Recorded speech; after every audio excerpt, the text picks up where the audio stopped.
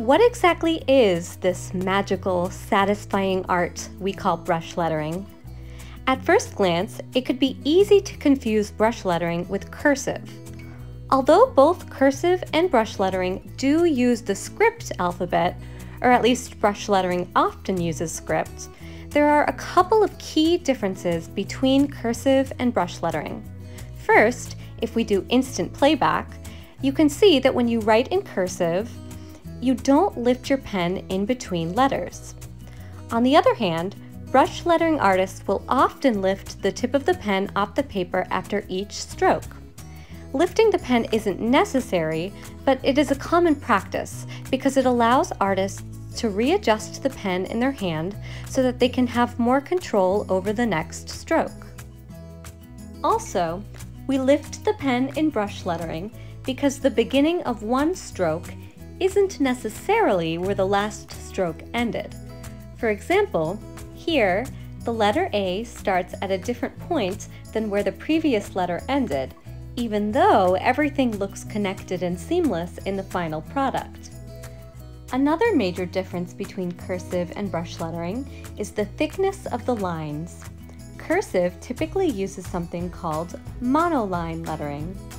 Monoline refers to a type of hand lettering that has only one line thickness throughout. Brush lettering, however, has line variability.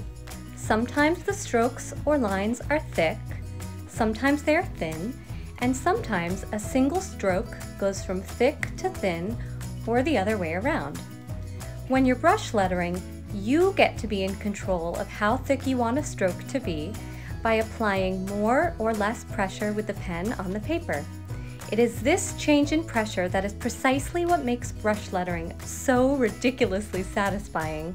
Faux calligraphy, which is another type of hand lettering, mimics the look of brush calligraphy by thickening some strokes and keeping others thin. It is created using monoline, and you can fill in the spaces to trick the viewer into thinking it was made with a brush pen.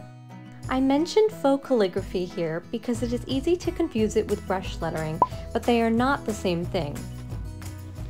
The major factor that differentiates brush lettering from other forms of hand lettering is that brush lettering is made using the holy grail of all pens, the brush pen.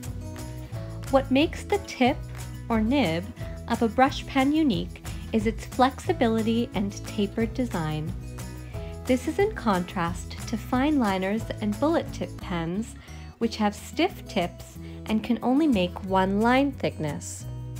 Brush tips are also different from chisel tips, which can be found on one end of alcohol markers and frequently on highlighters.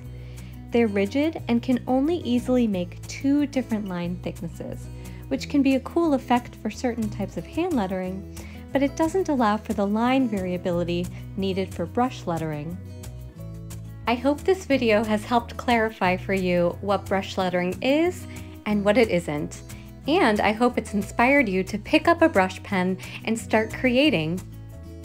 There are so many words and inspirational quotes and colors waiting for you to put them on a piece of paper. You'll probably find that with a little bit of practice, you'll be hooked on brush lettering, just like me. Anyway, thanks so much for watching this video today. I hope you have a wonderful day, and feel free to give this video a thumbs up if you liked it, and make sure you check out some of the other videos on my channel. I'll see you guys in my next video. Bye-bye.